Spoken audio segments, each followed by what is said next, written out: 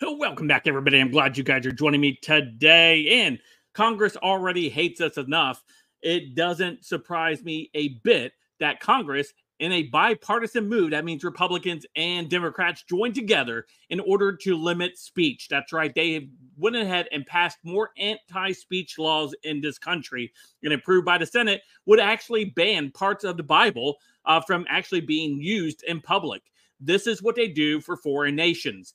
Our Congress is bought and paid for by the foreign interest lobbies of the planet. There are lobbyists from Ukraine, from Israel, and other places who use their dark money in order to buy their votes in Congress. And this is what we are seeing now happen in Congress. It will now be illegal, if passed by the Senate, to even claim, which is a historical fact, that the Jews conspired to kill Jesus in the Gospels of the Bible. That would be considered hate speech. That would be considered to look to go and pursue punishments for you because you criticized or you claim that, or that if you claim that Israel is in the wrong in any way, it would be hate speech. Or if you claim that having dual citizenship with Israel, for example, this is what this bill is for. If you claim that anyone who possesses dual citizenship with Israel is more loyal to Israel, well, then you would be in violation of this law and, again, expounding hate speech. So this is what happened yesterday. This is a response to all of the protests that are happening across college campuses across the country, which, if I would remind you, is leftist on leftist. You let that play out. You don't insert yourself in the middle of when your enemies are making moves to destroy themselves. You sit back and you watch them. Instead, Republicans decided to go ahead and enter the fray of it and make it even worse. Now, Republicans are being painted as anti-free speech, which, based off of this bill that they just passed, would be correct. So before we dive into today's video, don't forget to hit that like button, subscribe button. If you're new here, thanks for joining me. Allow me to share some info with you. Hopefully, you can share this info with your friends and family.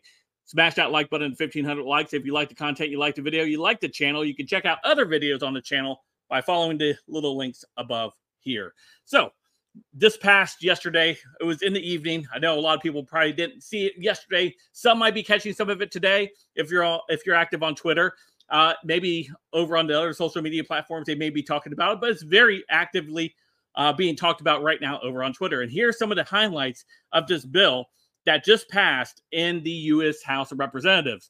This is, just so you know, this is Bill H.R. 6090 that the House of Representatives just passed, will make all of the following illegal if approved by the Senate: calling for or aiding or justifying the killing or harming of Jews in the name of a radical ideology or an extremist view of religion, making seditious, dehumanizing, demonizing, or stereotypical allegations about Jews, such as the power of the Jews as a collective, such as, especially, but not exclusively, the myth about the world Jewish conspiracy, or that Jews control the media, economy, government, or other social institutions, accusing Jews as people of being responsible for real or imagined wrongdoing committed by a single Jewish person or group, or even for acts committed by non-Jews. Denying the fact, scope, mechanisms, e.g. gas chambers, or intentionally of the genocide of the Jewish people at the hands of the National Socialist Germany and its supporters and accomplices during World War II, i.e. the Holocaust. Accusing Jews as a people or Israel as a state of intervening or exaggerating the Holocaust, or inventing or exaggerating the Holocaust. Accusing the Jewish citizens of being more loyal to Israel or the alleged priorities of Jews worldwide than to the interests of their own nations. Denying the Jewish people their right to self-determination, e.g. by claiming the existence of the state of Israel is a racist endeavor.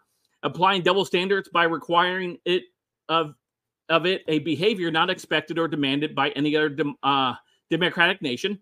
Using symbols or images associated with classic anti-Semitism, i.e. claims that the Jews killing Jesus are blood libel, to characterize Israel or Israelites, drawing comparisons to contemporary Israel policy to that of the Nazis, and holding Jews collectively responsible for the actions of the state of Israel. In other words, free speech is you will no longer be allowed to criticize in any way whatever a foreign nation, specifically in this case, Israel, would do. Even if Israel, for example, were to attack a battleship in the sea, the United States battleship, it would be wrong for you to say that was wrong of Israel to do.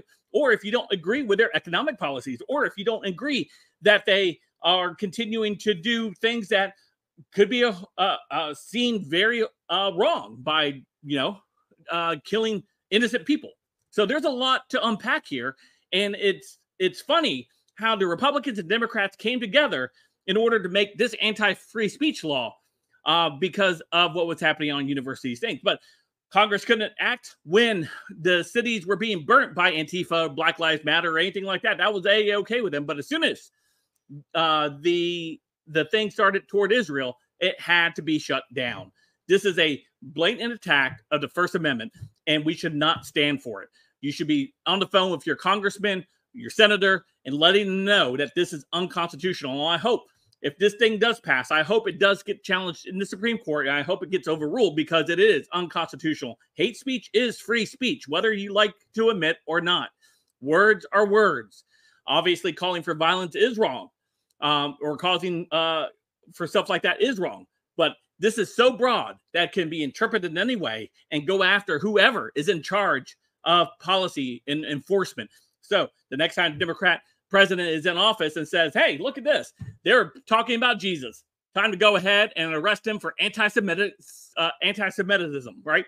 That's the way it's going to go. And this is a danger to all of us out here who absolutely love the First Amendment and to be able to share ideas and notions and share speech whenever we feel like it. Let me know what you guys think in the comments down below. Of course, you guys can follow me on all my social media, all linked in the description down below. Don't forget to hit that like and subscribe button. And until next time, I'll see you guys later. Have a great day.